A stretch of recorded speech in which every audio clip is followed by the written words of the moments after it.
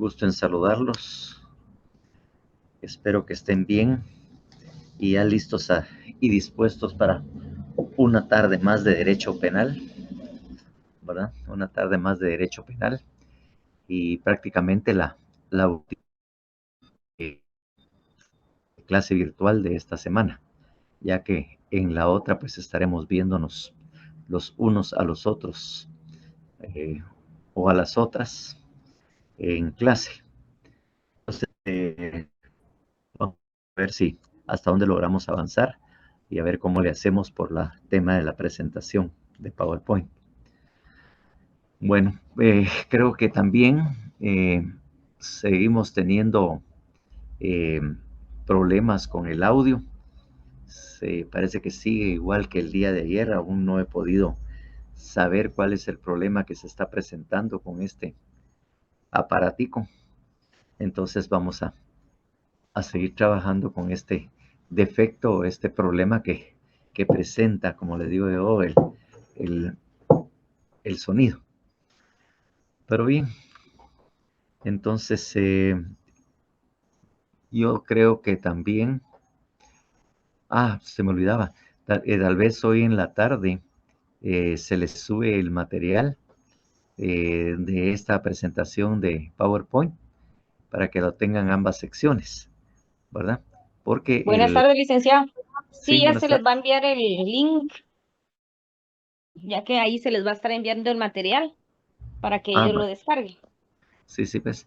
Y también tenemos, bueno, eso lo vamos a mandar la otra semana, la conferencia sobre la teoría del delito, me parece que es de Zaffaroni, que también se las enviamos en-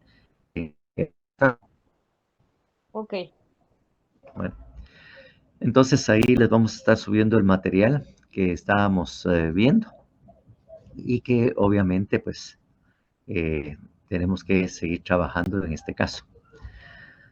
Para volver a retomar el tema, pues vuelvo a poner eh, esta misma presentación o parte de la presentación sobre esa primera teoría general del delito que, que se dio por Franz von Liszt y Ernest Belling en aquella época, 1881-1906. La importancia de esto, y ya aunque ya se lo sabía, eh, estamos presentando varias épocas o varios momentos precisamente en el delito, resaltar la importancia que tal vez les dijeron a ustedes, pero no se la resaltaron, y yo en este momento sí la estoy resaltando para que miren efectivamente que la teoría general del delito es muy importante y es una herramienta muy útil, porque realmente de trabajo para cuando ya somos abogados. O sea, es muy, muy importante conocer este tipo de cosas. No es algo que ya lo vimos en la facultad y ya, ya no hay nada. Pues por algo es que hablamos de la teoría del delito como un conjunto de conocimientos comprobados a través de la historia, pues, porque ya les digo, hoy vamos a llegar posiblemente a la teoría finalista de 1970 y van a ver que más o menos tienen la misma estructura, solo que hay una redefinición de los conceptos, además de que también algunos contenidos del mismo cambian, ¿verdad? Cambia precisamente eh, con las otras eh, versiones o las otras formas también de visualizar la teoría general del delito. Entonces, bajo eso vamos a continuar, salvo que hubiera alguna pregunta o algo que quisiera aclararse. Si no la hay, pues continuamos. Respaldo, vimos entonces que esta conducta, la tipicidad y la antijuricidad y la culpabilidad, eh, sí, ver que solo hay 190 y efectivamente solo como 150 o 151 alumnos hay, no han venido todos. Después son los que andan reclamando que por qué sacaron esa nota, porque no entendieron, pero bueno, eso es lo normal que suceda, pues. Bueno, entonces les decía yo que efectivamente, como les digo, son los mismos elementos, solo que en esta presentación olvidaron agregar eh, volvieron a agregar en medio de la antijuricidad y la culpabilidad el elemento imputabilidad, que ahí era donde se manejaba. Y después, como les digo yo, van a ver lo que les había dicho, que se agregó a lo que es la culpabilidad. Pero miren, los elementos del delito así fueron como los que nacieron. Y obviamente aquí también en esa época surgió la causalidad, que la conducta era causalista, ¿verdad? En el cual había un nexo causal entre la causalidad y el resultado. Y por eso es que ahí se habla en la conducta como causal, teoría de la conditio sine qua non o de la equivalencia de las condiciones, así como se llamaba precisamente la relación de causalidad. Y que nosotros también ya leímos el artículo 10 del Código Penal, en el cual les decía yo que la relación de causalidad actualmente, y a pesar de que se inventó o se creó en esta época, todavía sigue siendo una institución. Claro, se le hizo un agregado o se le han hecho agregados para limitar la equivalencia de condiciones, que era la teoría de la relación de causalidad, que todas las teorías o todas las condiciones eran iguales o equivalentes. Por lo tanto, no existían límites y ahora ya pues se le ha puesto límite a esa relación de causalidad. Entonces, como les dije, y para recordar, toda vez que la causalidad era muy importante, y para recordar precisamente el estribillo de el que es causa de la causa del mal causado es también responsable de su resultado. Así era como se ventilaba. Ya le digo, después van poniéndose límites o agregados a esa relación de causalidad, pero básicamente sigue en nuestros días, sigue siendo similar. Entonces, después venimos a lo que es la tipicidad, ¿verdad? Que es el juicio o obviamente lo que se denomina el encuadre conducta al tipo penal. Aquí es donde esa conducta que nosotros originalmente tenemos como primer elemento o como elemento, eh, el sujeto de esta oración, la conducta humana como esto muy importante, pues le vamos a requerir que sea típica, que haya tipicidad, o sea, una adecuación o encuadramiento de la conducta, como quien dice, haya un match, si queremos ponerle en palabras, las palabras que están de moda, ¿va? Un match entre la conducta y el tipo penal o la conducta. Eso es lo que se requiere precisamente. Y obviamente con elementos objetivos, ¿verdad? Aquellos que se perciben, los elementos objetivos, aquellos que se perciben a través de los sentidos y se comprueban científico-naturalmente. O sea, la conducta es perceptible y la tipicidad es perceptible a través de los, eh, a través precisamente de estos elementos. Perceptible estos elementos a través de los sentidos. O sea, lo podemos ver y oír. Entonces, nosotros podemos ver la manifestación de la voluntad por la actitud o por la persona. Entonces, eso era lo único. Elementos puramente objetivos. Como le digo, ya después le incorporamos elementos subjetivos en una próxima época o un próximo desarrollo de esta teoría. Después seguimos con la antijuricidad, que aquí nuevamente repetimos que no cambia, va a ser la misma, y así lo van a ver ustedes en las distintas teorías que vamos explicando, o renovación de los conceptos, sigue siendo igual. La antijuricidad no cambia y siempre se la antijuricidad, ¿verdad? Conducta contraria a derecho o a la norma, y que efectivamente no cambia. Y para determinarla, se determina la antijuricidad cuando hay ausencias de causa de su justificación. Al no haber legítima defensa, estado de necesidad justificante, cumplimiento de un deber, ejercicio de un derecho, obediencia jerárquica, consentimiento del sujeto pasivo, entonces hay definitivamente antijuricidad. Claro, ese consentimiento del sujeto pasivo que en algún momento lo explicamos, desaparece eventualmente y en, en Alemania todavía se toma en cuenta precisamente ese consentimiento, el consentimiento de la víctima o sujeto pasivo, y si hay consentimiento, hay aceptación, pues obviamente no hay antijuricidad.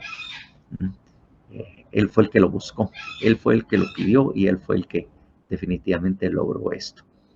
¿Ah? Antes de que se generaran las condiciones precisamente de la eutanasia, precisamente eso es lo que se alegaba. Si alguien más mataba precisamente a una persona y la enfermedad era irreversible o el daño que buscaban la eutanasia, precisamente lo basaban en el consentimiento del sujeto pasivo, que él había pedido su muerte, él quería morir. Claro, actualmente hay un procedimiento legal establecido en legislaciones para que sea el juez que determine si efectivamente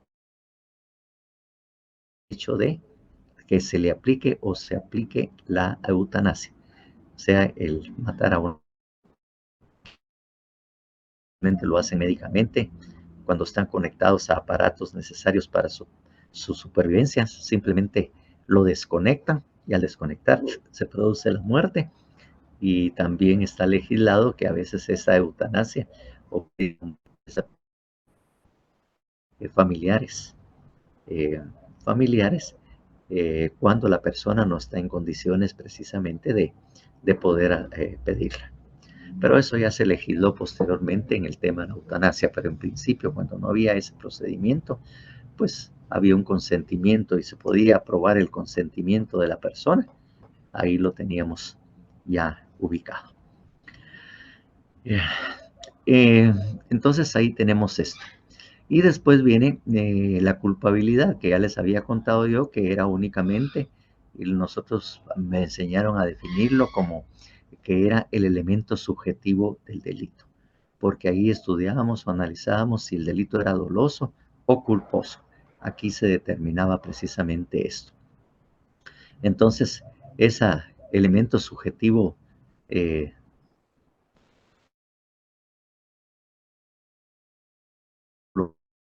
como decir, cuando nos decían que la culpabilidad, inmediatamente contestábamos, elemento subjetivo del delito y que consiste en un vínculo, que saber cuál era ese vínculo, porque no se miraba entre la mente de la persona y lo que su cuerpo o la persona realiza. Bueno, eso es lo que hablábamos de la culpabilidad, ese vínculo psicológico. Entonces ahí estudiamos si la persona había actuado con el propósito o la intención de cometer ese delito o si simplemente había sido un delito culposo. Ahí era donde analizábamos precisamente estas características. En el sentido de que ustedes saben y por lo que han leído en el Código Penal, que la forma dolosa sí tiene un mayor castigo, una mayor pena que el delito culposo, ¿verdad? Porque prácticamente, y vamos a analizar eso, había sido un delito imprudente, que no hubo finalidad o búsqueda de ese resultado, pero este se provocó por factores distintos o dados en el artículo 12 del Código Penal, que es lo culposo. Y lo culposo en nuestro código se refiere a lo que es el dolo. No se refiere a lo que es el dolo, sino que el culposo se refiere a aquellos que se cometen por imprudencia, negligencia o, ¿cuál es el otro que se manifestaba el artículo 12? O la impericia. Entonces el elemento se buscaba en la culpa era precisamente la imprudencia para buscar si habían estos elementos para poder calificar de dolo. Claro, eh,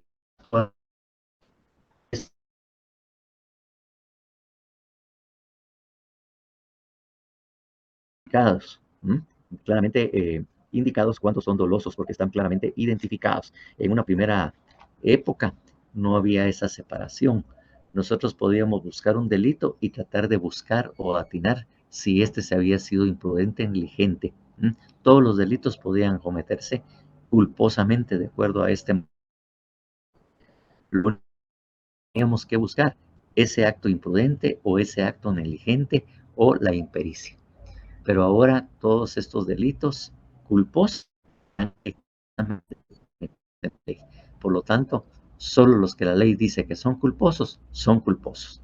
Si no, definitivamente eh, no, no sucede de esta manera, ¿verdad? No hay esa forma de buscarlo si la ley no lo expresa. Eh,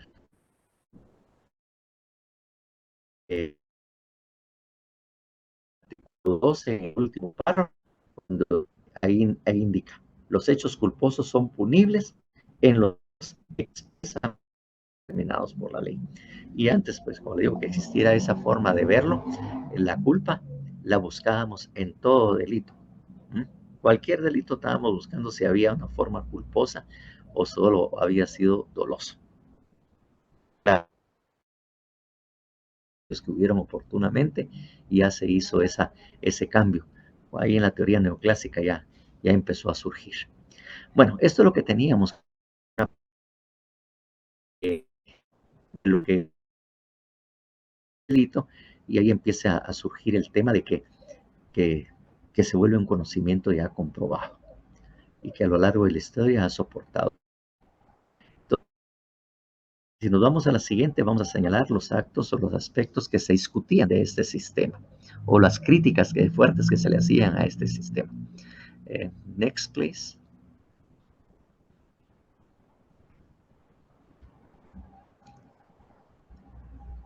Entonces, las críticas fuertes que resultaba esto era que donde terminaba o sea,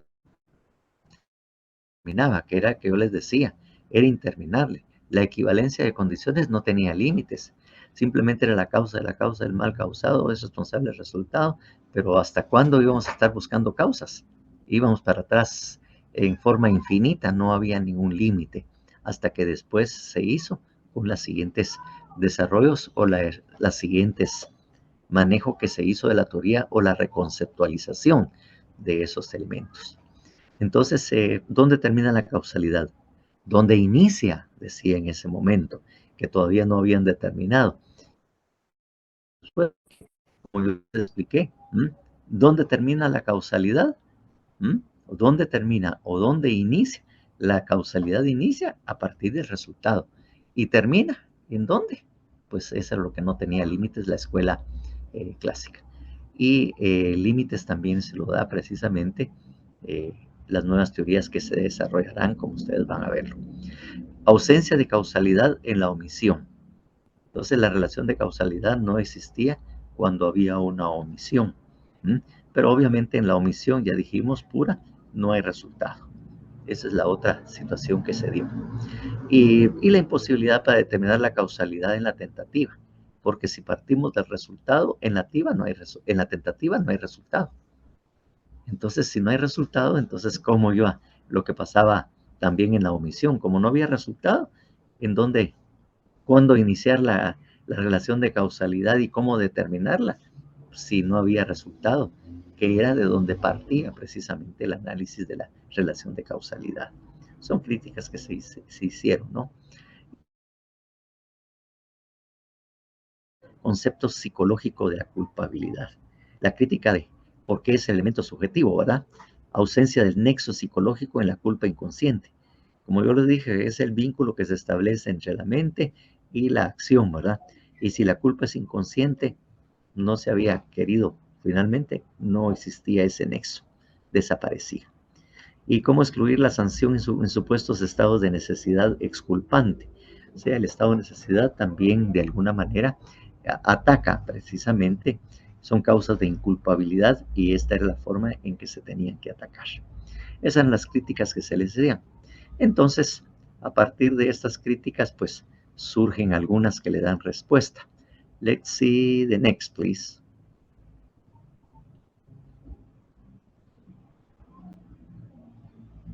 Entonces aquí es donde surge el sistema neoclásico. Aquí se pone como principal trabajador de esto es otros, ¿verdad? Otros autores que contribuyeron, pero el que más fuertemente trabajó este tema fue precisamente este profesor eh, alemán, eh, precisamente, que se dio. Entonces, bajo esas características, estas nuevas teorías de 1920 a 1940, ¿verdad? Ahí fue donde empezó a surgir las nuevas formas, ¿verdad? De lo que era la teoría del delito.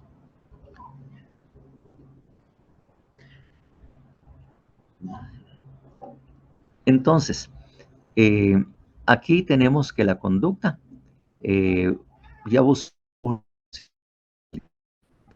más adecuada. Entonces aquí ya teníamos una parte final, ¿verdad? De la teoría de la causalidad, de la teoría de la relación de causalidad, porque ya decíamos, ¿verdad?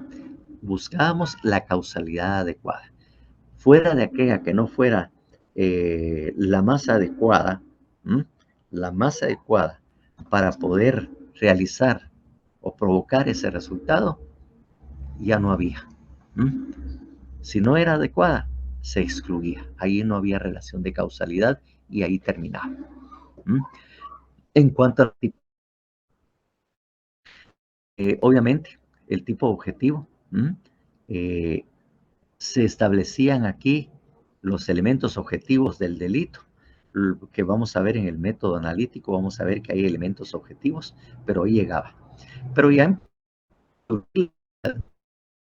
de subjetivos específicos que de alguna manera que se tenían que analizar precisamente como elemento objetivo porque ya estaban incorporados en una conducta o un tipo penal que hablan que la persona que actúe con la intención de tal cosa, entonces prácticamente el elemento subjetivo en esos casos específicos ya teníamos que analizar el elemento subjetivo para ver si la intención de esta persona había sido dirigida precisamente a ese hecho o a ese resultado. ¿Mm? Eso es el momento cuando empieza los elementos objetivos en el tipo penal. Quien actúa con la intención de tal y tal cosa. La palabra cese es una palabra que vemos, o ahí mismo dice, quien actúe con la intención de lucrar, por ejemplo, ¿verdad? Entonces ahí estamos hablando que hay un elemento subjetivo incorporado a los tipos penales. Fuera de eso, seguíamos igual. ¿Verdad? La culpabilidad era el elemento subjetivo. Bien, aquí en la antijuricidad no dice absolutamente nada, porque ya les dije, la antijuricidad no la tocan para nada.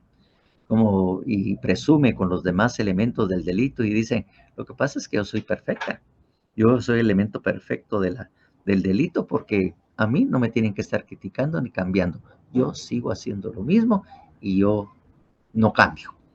Y sigue actuando como lo vamos a ver en la explicación que se hace en la otra presentación.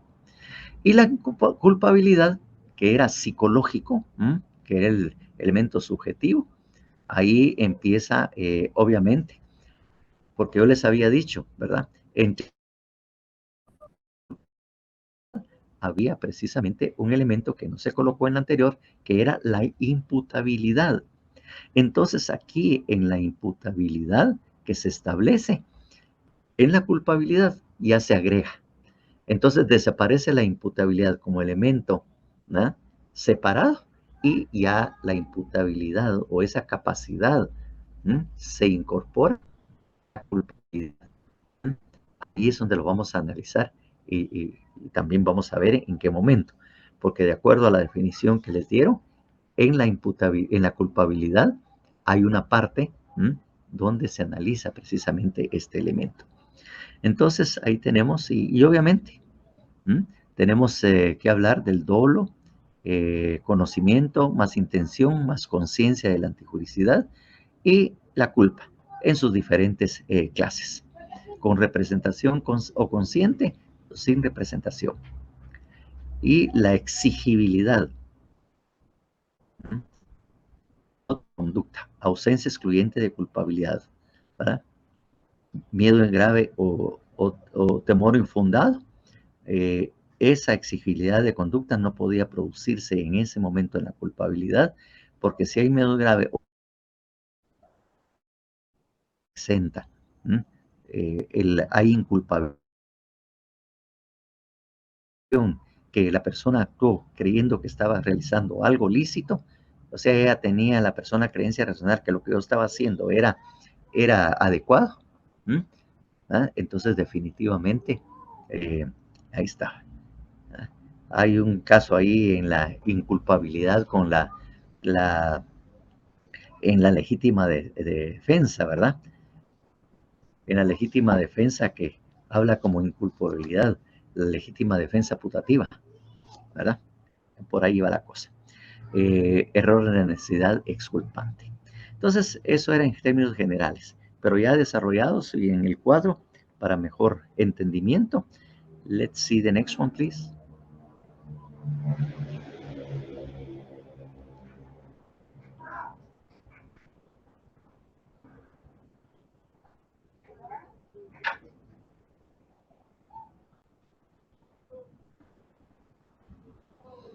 Bien, entonces, aquí tenemos, obviamente que ya se incorpora, como ya lo mencionamos así rápidamente, que aquí en la conducta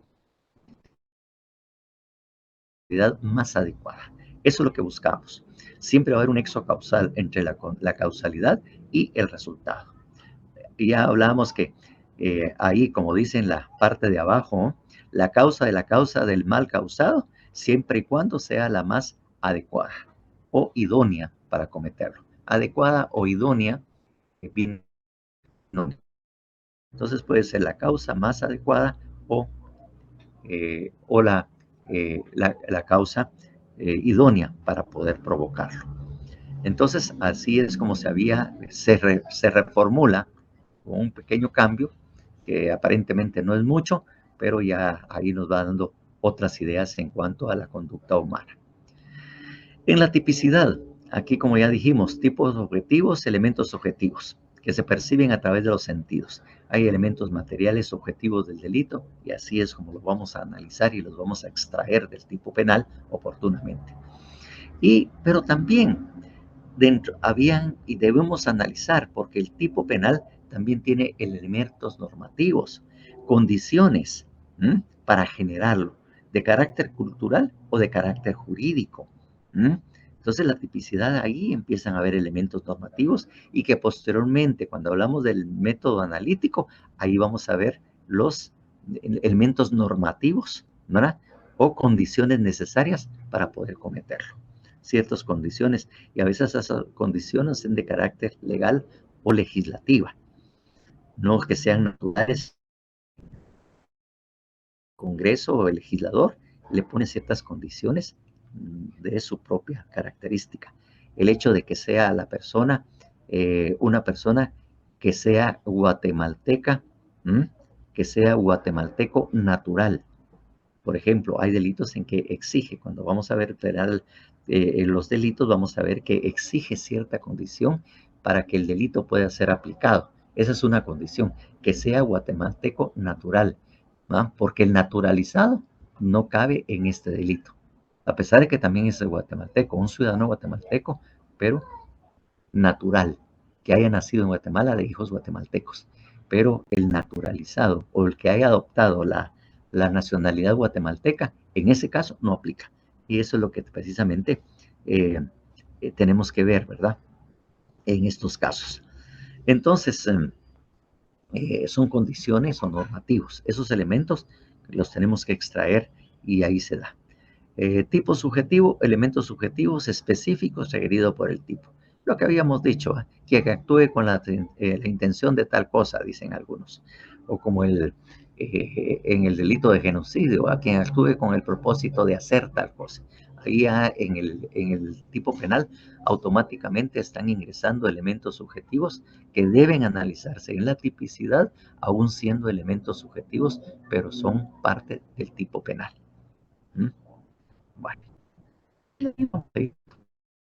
Antijuricidad, ya dijimos, nada que ver, nada que decir, sino que sigue siendo lo mismo. Por eso no vamos a entrar dentro de este tipo de explicaciones, porque seguimos haciendo lo mismo, tratando de excluir las causas de justificación, y si hay entes, automáticamente está comprobada así como lo determinamos. Y así sigue siendo el modelo. Y seguirá siendo años hasta esta fecha también, ¿verdad? Nada que decir. Entonces, como ya les decía, en caso la inculpabilidad cambia porque de alguna manera ya se incorpora dentro de la culpabilidad, se incorpora lo que es la imputabilidad. Aquí es donde vamos a analizar y aquí empieza a generarse, ¿m? Porque ya en el otro se exige más, que aquí empezamos a dar, de alguna manera, lo que es el juicio de reproche, ¿verdad? Porque recuérdense que el juicio de reproche tiene dos elementos, ¿verdad? Eh, bueno, ¿cómo definimos actualmente la culpabilidad? Ya les di una visión de la nueva forma de...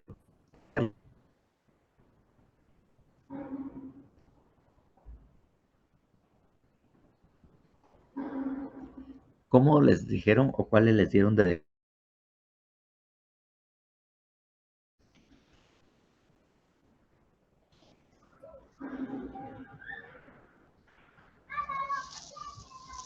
¿Podría repetir la pregunta?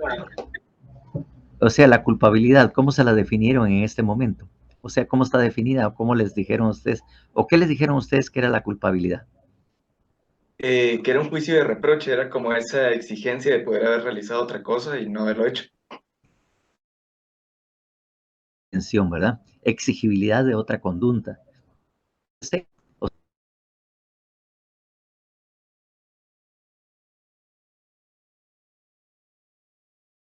el libro dice la evitabilidad, le dice, que sea evitable. O sea, lo mismo que decir, pudiéndose haber comportado de manera distinta. El juicio ya no es el elemento subjetivo de la teoría del delito, de los elementos del delito, ya no es. Ya eso ya murió, ya no es subjetivo, sino que realmente se convierta en un juicio de reproche. ¿Mm? Y eh, este juicio de reproche solo lo hace el Estado. ¿Mm? Y eso, como les dije ya, es importante como elemento, porque de alguna manera todos los elementos de la del delito se discuten dentro del proceso penal y en la culpabilidad se discute o se alega o es lo que se prueba en la etapa del juicio o debate. Ahí es donde se discute la culpabilidad como sinónimo de responsabilidad, porque ese es el sinónimo. La culpabilidad es sinónimo de responsabilidad. Si la persona es culpable, comisión del delito y le es aplicable toda la responsabilidad que la ley señala. Entonces, ahí tenemos precisamente eso. Y ahí tenemos esos dos elementos. Pero por lo pronto, ustedes saben o pueden decirme qué es un reproche. O si recuerdan también que alguna vez fueron reprochados por algo. Porque a veces uno habla de la palabra reproche y resulta que no tiene imagen mental y no se recuerda qué podría ser. Pero lo repite porque así lo dice la culpabilidad y ahí cuando lo digo me ponen los 10 puntos, por decirlo así.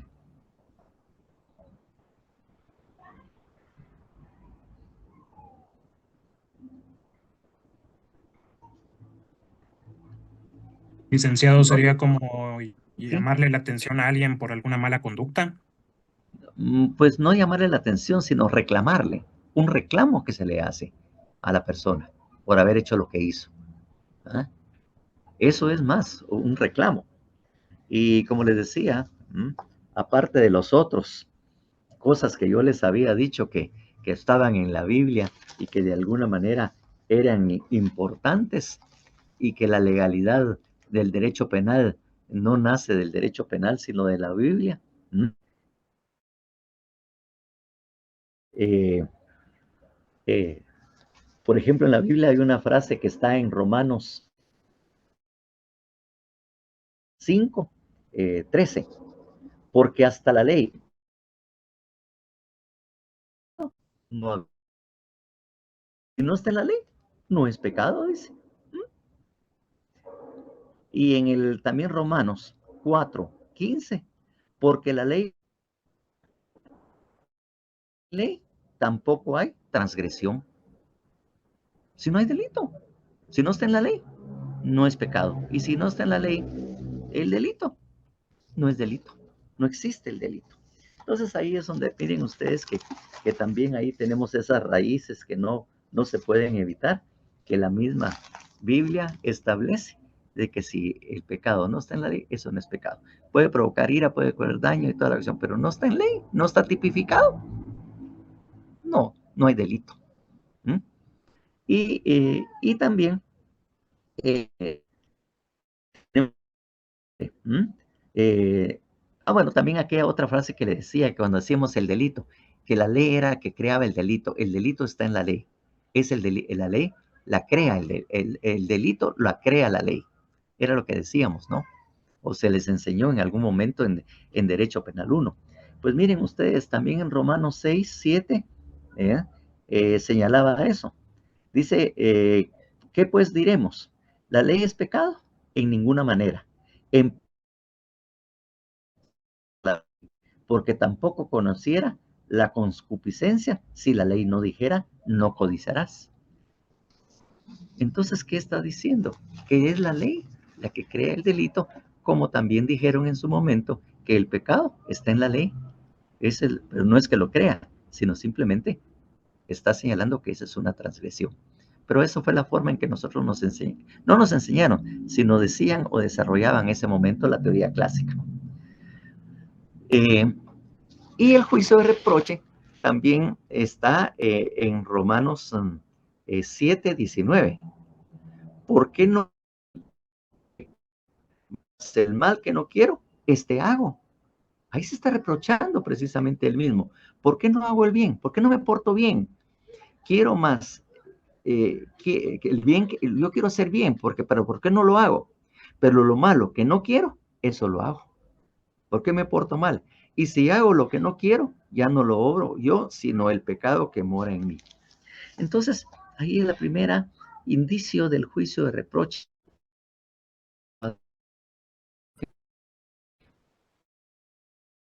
Cosas malas. Si yo me puedo portar bien, o sea, un análisis de conciencia que uno hace, a la ranchucha, ¿por qué saqué mal, va? ¿Por qué hice ese? ¿Por qué le contesté mal a este? A la que pura lata, y uno empieza a, a reclamarse. Y el juicio, y ahí lo mencionaron, pues, el juicio reclama a una persona que tenga esa capacidad para reclamarle por qué se porta de esa manera. ¿Mm? Por ejemplo, en alguna vez oyeron, porque también sus maestros lo hicieron, pero su papá o su mamá, o los dos, le dijeron, ¿por qué perdiste la clase? ¿Por qué no estudias? Se te ha dado todo. Estás en un buen colegio, se te dan los materiales, lo que necesitas se te ha dado, tenés todo a tu disponibilidad. Y tampoco, ¿verdad? Tenés grandes cosas que hacer como para que no poder estudiar. ¿Por qué no estudias? Y mira la clase. ¿Por qué sacaste 60 en la clase? ¿Ah? Ese es el juicio de reproche. ¿Por qué? Si se te da todo, tenés esas opciones, no sos tonto, sos inteligente, ¿m? Y se te da todo lo necesario y tenés el tiempo necesario, ¿por qué no estudias? ¿Por qué perdiste la clase? ¿no? O la maestra, ustedes ya están grandes y miren lo que andan haciendo. Ustedes ya saben que a esta hora tienen que estar aquí estudiando. Pónganse a hacer. Ese es un juicio de reproche, ¿verdad? ¿Lo han vivido en carne propia alguna vez? Sus colegios y sacaron muy buenas calificaciones, que sus papás nunca le reprocharon o le discutieron que por qué no hizo la tarea o por qué perdió la clase. Hay otros también, pero eso es lo que más me recuerdo yo. ¿Se recuerdan de eso? Ya lo ubican materialmente, Sí, licenciado. Sí. ¿verdad? Y no, y como le digo, yo creo que no haya habido ninguno que en mi momento, cuando estábamos en la primaria o en la secundaria, no tuvimos esos reproches, ese reclamo que nos hacía precisamente. ¿Ah? Entonces, en este caso, ese es juicio de reproche que a ustedes les dijeron, y si completamos la definición, hablamos de que es el juicio de reproche que le hace el Estado, porque es la única legitimada para hacerlo, a una persona, los alcances y efectos de su conducta. Ahí estamos hablando de la imputabilidad, de la capacidad de su conducta, realiza el acto, ¿verdad? Y conociendo los antijuricidad de lo que está realizando. Entonces, ahí está la primera parte del juicio reproche que se, eh, que se hace en una primera parte. Y este es el elemento, ¿verdad? Eh, cognoscitivo. ¿Mm? El juicio de reproche que hace el Estado a una persona que, teniendo la capacidad para comprender los alcances y efectos de su conducta y la antijuricidad del acto, lo realiza. El elemento cognoscitivo.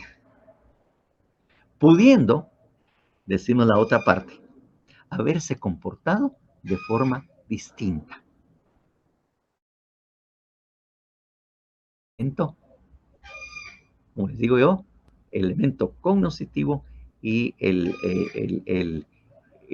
elemento cognoscitivo y el conocimiento, ya se me escapó en este momento.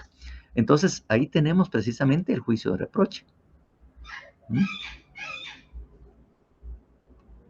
El elemento cognoscitivo y obviamente la evitabilidad de esto, porque estaba en condiciones de portarse. Ahora, si lo hizo por legítima defensa o lo hizo por una causa de inculpabilidad, ahí no podía evitarlo. ¿Mm? Ahí no lo podía evitar, pudiéndose haber comportado de manera distinta. ¿Mm? Pero si hay una inculpabilidad, ahí no podía, era imposible que usted pudiera haberlo evitado. ¿Mm? Entonces, ahí es precisamente ese juicio de reproche. Pero como le digo, solo lo puede hacer alguien que está legitimado. En casa, pues son los papás, pero a nivel de delito, solo es el Estado. Porque el delito solo puede ser perseguido por el Estado y solo puede ser sancionado por el Estado. Ninguno más. Ninguno más puede. Por eso es que yo les decía que el derecho ya no lo tenemos los ciudadanos. El derecho de acción solo es del Estado.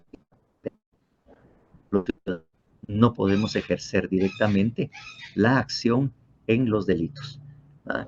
Que como les digo, la acción se le ha delegado al Ministerio Público quien la ejerce, pero es el Estado el que puede hacerlo.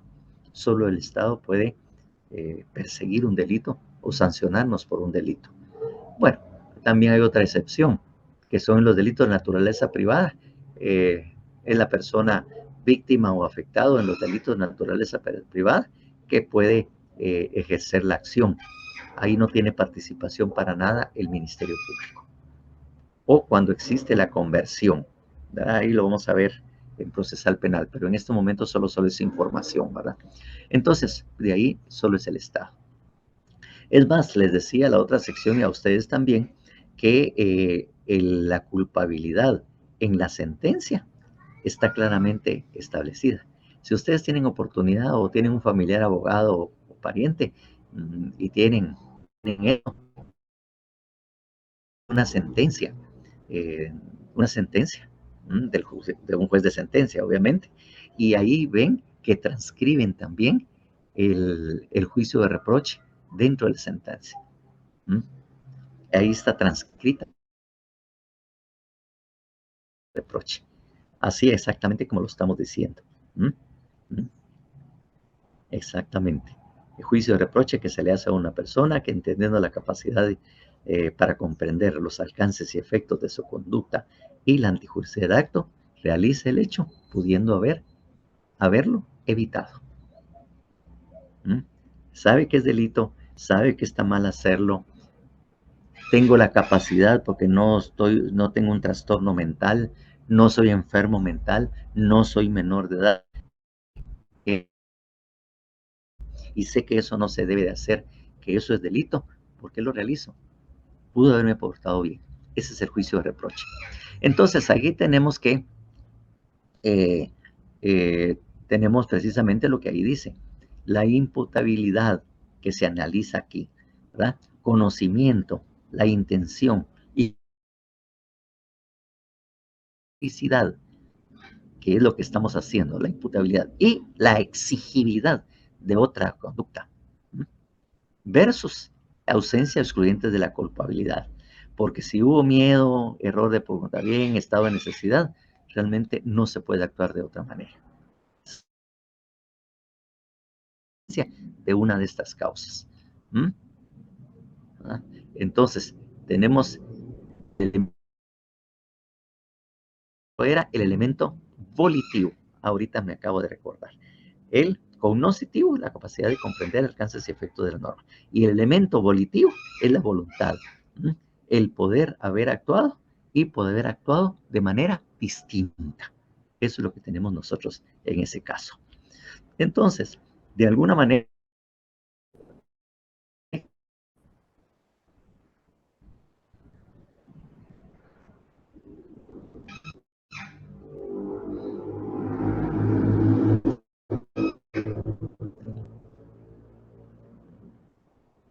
let's see the next one, please. Ahí van a salir un par de flechitas por ahí. Oh, no, no. Back, please. There's no other one.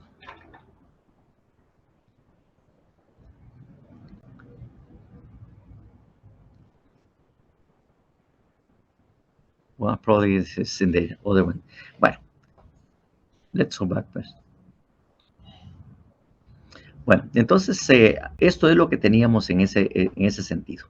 Entonces, ahora sí las siguientes. Sí, era la siguiente. Next, please.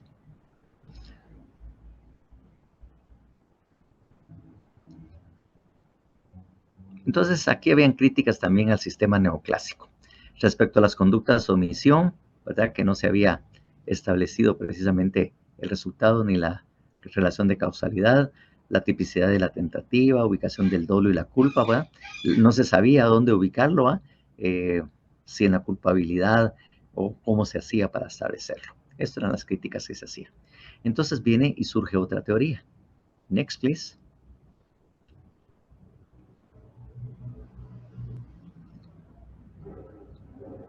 Entonces aquí venimos que ya con Belzel, que aquí fue de 1940 a 1970, que fue cuando él lanza esa teoría finalista, ¿m?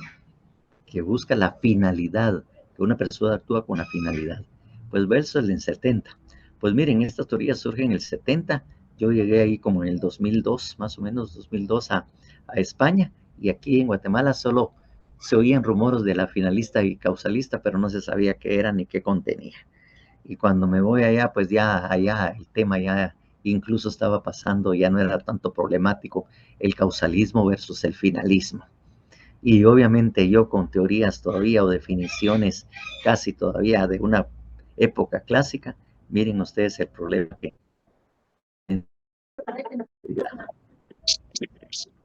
como el problema. ¿Qué? ¿Sí?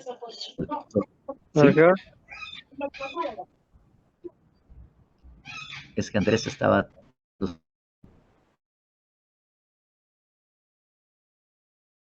de los problemas que yo tuve para poder entenderlo, porque tuve el mismo problema que prácticamente cuando empecé a recibir cursos de derecho penal. Que uno no le atina a nada, que le cuesta comprender lo que le están diciendo, y peor que le hablan de teoría del delito y que uno se pega unas enredadas por ahí, que lo único que hace es repetir lo que le dice el profesor, pero entender qué está haciendo, nada. Bueno, entonces ahí también lo viví. Muy cierto, licenciado. ¿Sí? Así no, yo también lo sufrí, por eso es que no me gustaba lo penal. ¿Mm? Hasta después, ya cuando me fui a esas especialidades y empecé a estudiar un poco más, leí un poco más, entonces logré entender lo que me estaban enseñando, ¿va? Porque todavía me estaban creando en aquella época, ¿va? Y toda la cuestión.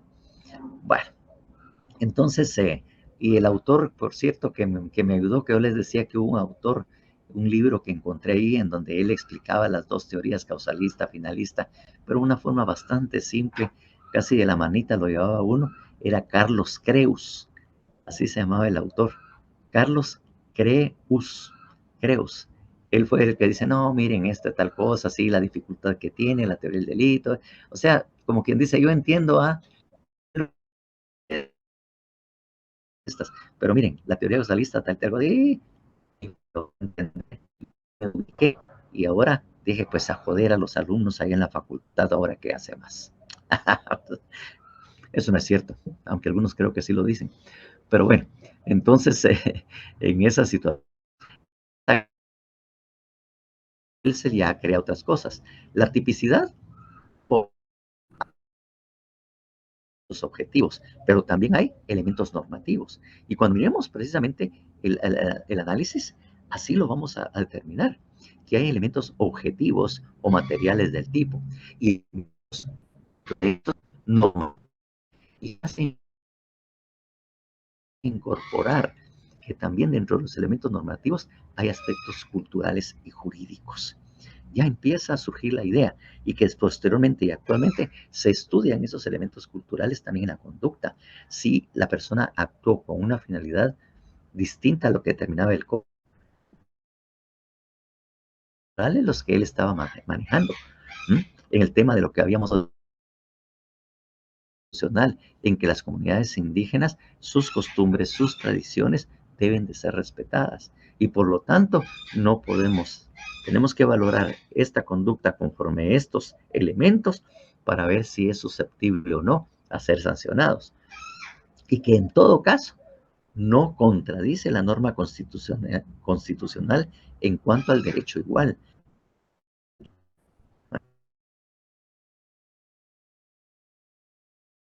Y que todos deben ser tratados igual. O lo que señala también la ley judicial, que eh, nadie puede evadir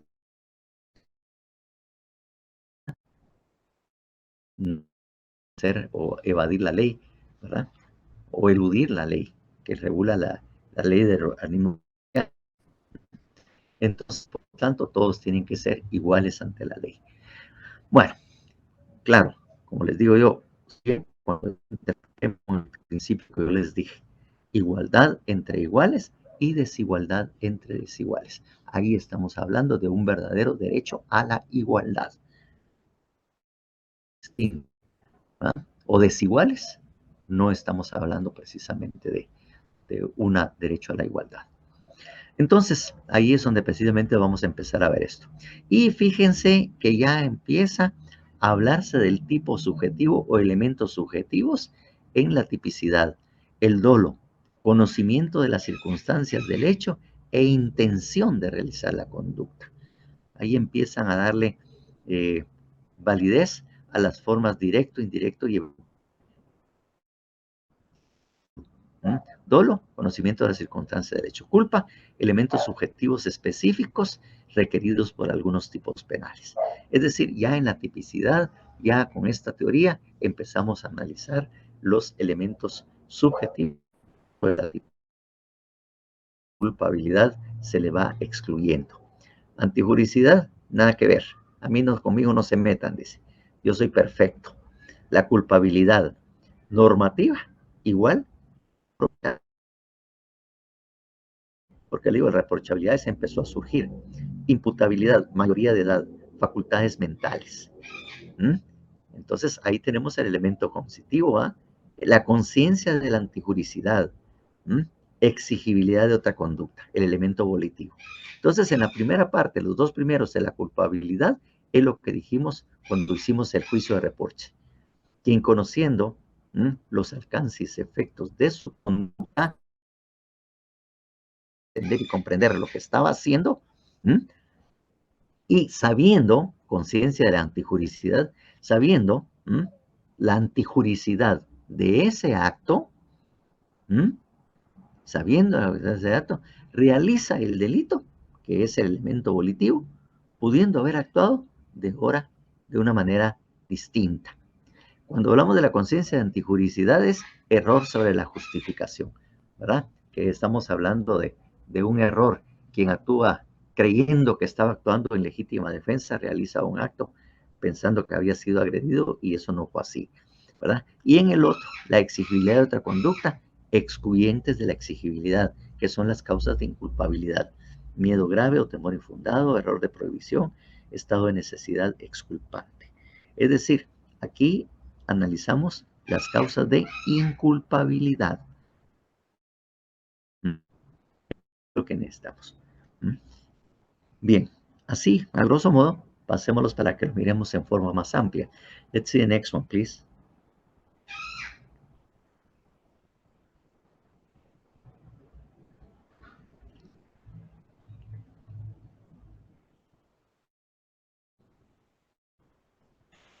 Bueno,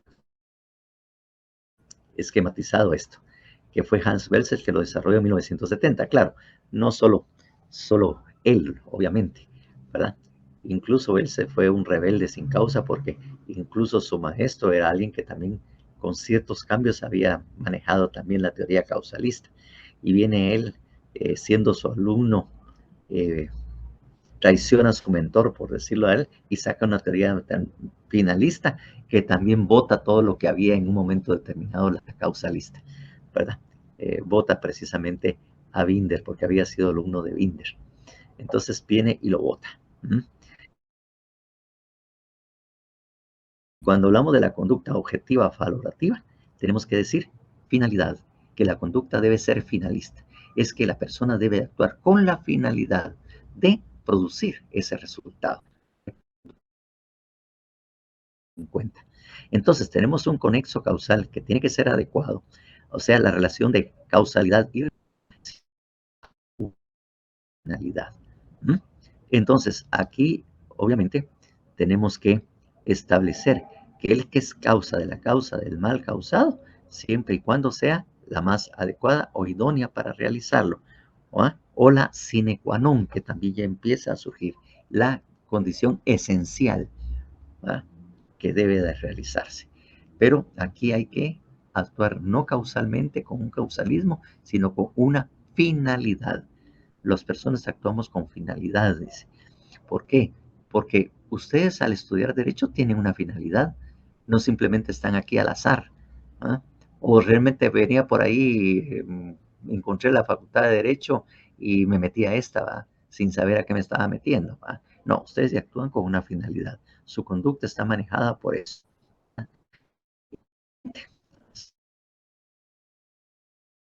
Preparatorios, hablando de intercrímenes, son impunes y los actos de ejecución ya son punibles. Entonces, tenemos precisamente en el tema lo que de alguna manera está regulado en el Código Penal, que ustedes recordarán precisamente, no cuesta hacerlo, definitivamente, ¿verdad?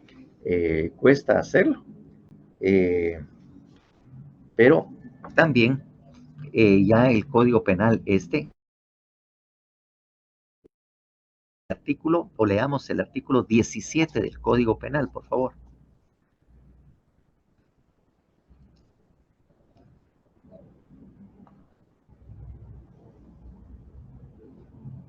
Uy, Sí, Artículo artículo 17. 17, Conspiración y proposición. hay conspiración, ¿verdad? Artículo 17, conspiración y proposición. Hay conspiración cuando dos o más personas se conciertan para cometer un delito y resuelven ejecutarlo. Hay proposición cuando el que ha resuelto cometer un delito invita a otra o a otras personas a ejecutarlo. La conspiración, la proposición, la provocación, la instigación y la inducción para cometer un delito solo son punibles en los casos en que la ley lo determine expresamente.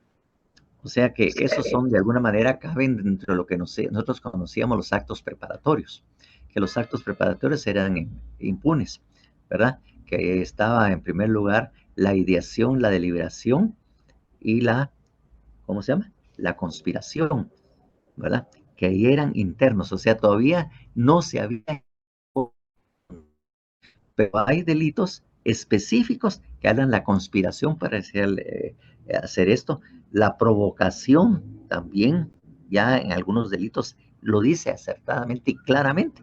Por lo tanto, en ese caso, ese es el delito, ¿verdad? La instigación a delinquir o la proposición para cometer traición, por ejemplo, ¿verdad? La inducción a estas cosas, la inducción al suicidio también de alguna manera, ¿verdad? Que también está sancionada. Esos casos expresamente, ¿verdad? Entonces, esto, como le digo, normalmente son impunes, porque no se ha empezado con la parte externa, ¿verdad? Del iter crímenes, o sea, cuando ya se empieza con los actos de ejecución. Y que obviamente ahí puede haber otros resultados, un desistimiento o puede haber únicamente tentativa, ¿verdad? En esos casos. Entonces, actos de ejecución punibles. Pues bueno, el fin. Eso es lo que precisamente se busca, la finalidad. Como les digo, nosotros todo lo hacemos con una finalidad o un propósito, ¿verdad? Si ustedes pasan a Holgado o pasan a algún bar o algo así, ya va con una finalidad, de echarme una fría o un par de tragos o algo así. Uno siempre actúa con finalidad, no actúa al azar ni por casualidad, mucho menos por instinto. Esos son los animales irracionales, ¿verdad? Actúan en ese caso. Entonces nosotros no actuamos así. Ay, no sé, yo no sé cómo terminé ahí en el bar y cómo terminé con una chela aquí en la mano, ¿va? Y ahí la llevo a la mitad. No, eso no lo hace uno, pues. Usted ya sabe por qué lo está haciendo, ¿verdad? Ah, bueno, eso es en cuanto a la conducta, la tipicidad. Entonces, aquí tenemos los elementos objetivos. Seguimos hablando de la tipicidad con elementos objetivos. Esto se comprueban científico naturalmente. Esos elementos objetivos ya están. Pero también tenemos que tomar en cuenta los elementos culturales y elementos normativos, o sea, jurídicos del tipo penal. Entonces, ya no solo elementos objetivos, sino hay una especificidad en que hay aspectos o elementos culturales. Obviamente, esos elementos culturales se trasladaron a la conducta humana, ¿verdad? Y obviamente, dentro de los elementos del delito, cuando hagamos el análisis, vamos a ver precisamente todos esos elementos, ¿verdad? Los normativos, eh, los objetivos o materiales y los elementos normativos del delito va incorporados. Y además, aquí en el finalismo ya empezamos a buscar los tipos subjetivos, ¿verdad? El dolo, conocimiento de las circunstancias de hecho, intención de realizar la conducta, dolo neutro avalorado y la culpa, elementos subjetivos específicos requeridos por el tipo. Entonces ahí tenemos que ya empezamos aquí a analizar los elementos subjetivos que antes estábamos viendo en la culpabilidad, ¿m? Y que este era por norma los elementos subjetivos subjetivo. Y tanto es así que ya a la culpabilidad, como ya vimos y vimos la definición de reprochabilidad, totalmente. ¿Mm? Culpabilidad, sinónimo de responsabilidad, que se convirtió en la responsabilidad, y obviamente hablamos de la culpabilidad como un juicio de reproche. ¿Mm? Pero bueno, aquí estos elementos subjetivos específicos es lo que tenemos que analizar en la tipicidad y lo que se le ha trasladado. Me salté directamente la culpabilidad porque la antijuricidad ni voltearla a ver. ¿Para qué? Es lo mismo. ¿Ah? Eso es igual que los dulcitos. ¿A ustedes se les gustó aquellos chocolatitos redonditos M&M? Sí, ¿verdad? Seguramente ya se imaginaron cuál era. Y que a veces vienen en algunos helados, les ponen también esos chocolatitos. M&M. pero también quiere decir otra cosa. La misma izquierda, o lo que se defina con, o que rime con izquierda. Bueno, entonces M&M, ¿verdad? La misma cosa.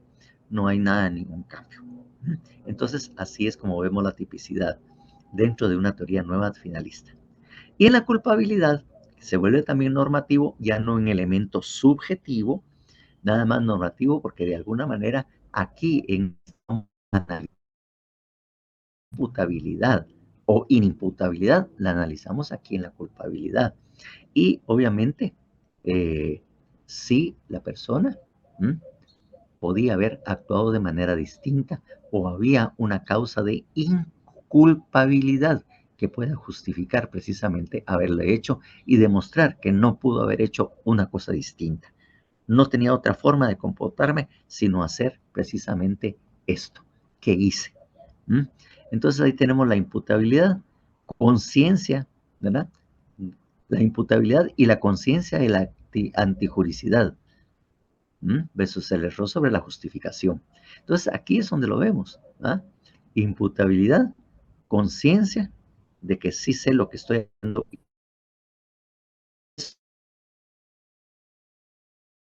De todas maneras lo hice. Y obviamente, si hay ausencia de excluyentes del grave o temor fundado, error de provisión, listado de estados, son las causas de inculpabilidad. Es decir, lo que habíamos dicho, ¿qué pasa?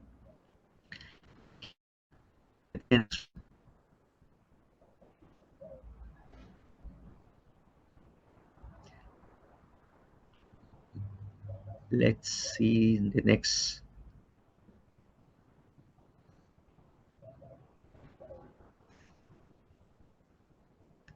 Entonces, como digo, todo lo que tenía antes, todo lo culpa y todo, se lo vaciamos a la culpabilidad para dejarla prácticamente vacía. Pero no se quedó vacía, porque entonces empezaron a crearse ese juicio de reproche.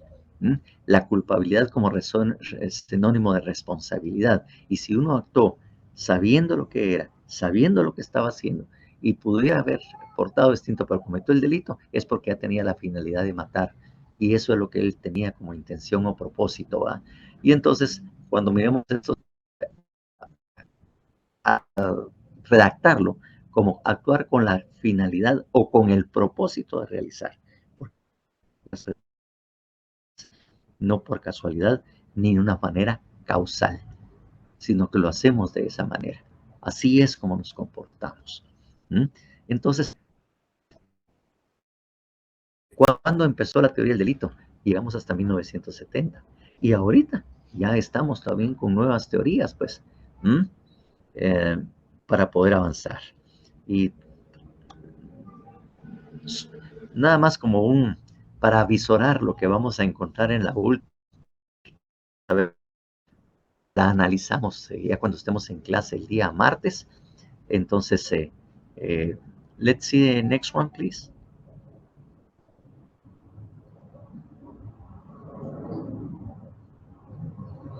Aquí son las críticas, ¿verdad? Que siempre hay, deja vacía la culpabilidad, como dice ahí, a nivel de culpabilidad, a nivel de tipicidad, finalidad en la culpa. En la finalidad, si es culposo, si es hay negligencia, impericia, imprudencia, como dice nuestro código. Entonces, en esto, con la finalidad, ahí no hay finalidad, le dice. He de decirles, ¿verdad? Que en los actuales códigos, ya los delitos culposos ya no se les denomina culposos. Si únicamente se conocen en los nuevos códigos en otros países y todo, y la teoría se conocen ahora como delitos imprudentes. Es decir, cuando actúa con imprudencia, negligencia o impericia, como dice el artículo o indica el artículo 12, resulta que cuando uno redefine y cuando uno mira y analiza, realmente todos esos son formas de la imprudencia y que aquí en el derecho penal o en el código penal lo hicieron separado.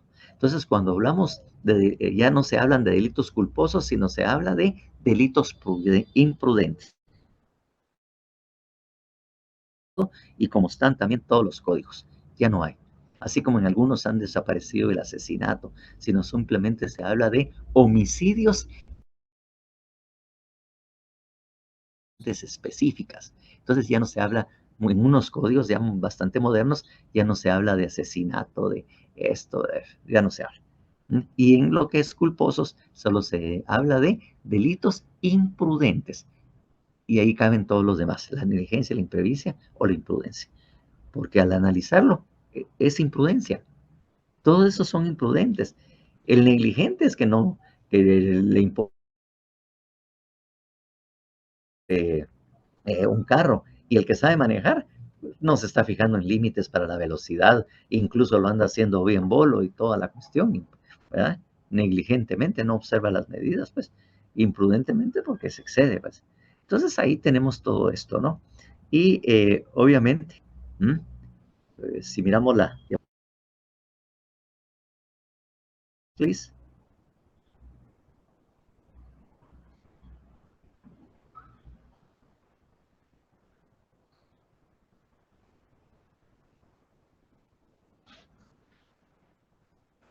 Aquí tenemos el sistema funcionalista de Roxin, ¿verdad? Que tenemos precisamente. Entonces aquí ya tenemos otras variantes, aunque ya tenemos esos elementos.